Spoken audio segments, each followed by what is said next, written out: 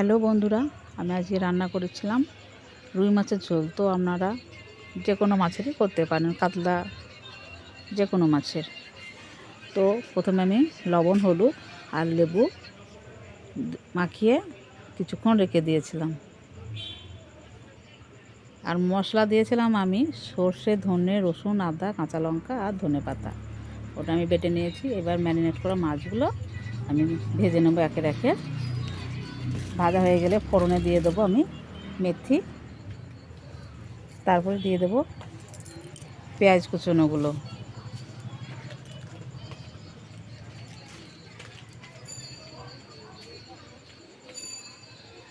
পেঁয়াজগুলো বেশ ভালো করে লাল লাল করে ভাজা হয়ে যাওয়ার পরে দিয়ে দেবো একটু টমেটো, আর দিয়ে দেবো বেটে রাখা মশলাটা।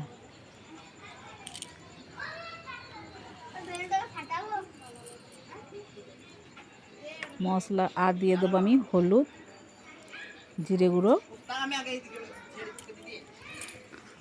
আর পরিমাণ মতো লবণ। এবার আমি ভালো করে কষিয়ে নেব।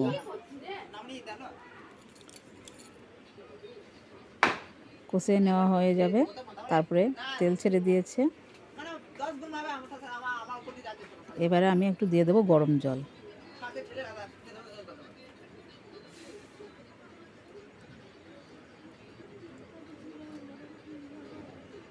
গরম জল দেওয়ার পরে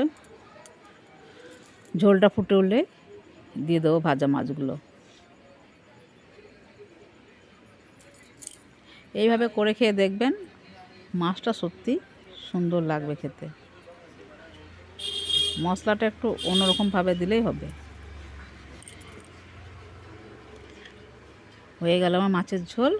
এবারে দিয়ে দিলাম একটু ভাজা মশলা।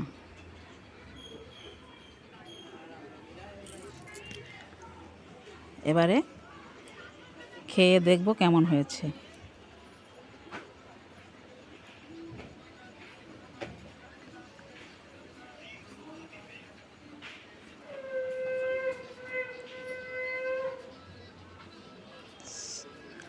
সত্যি মাছটা খেতে দারুণ হয়েছে।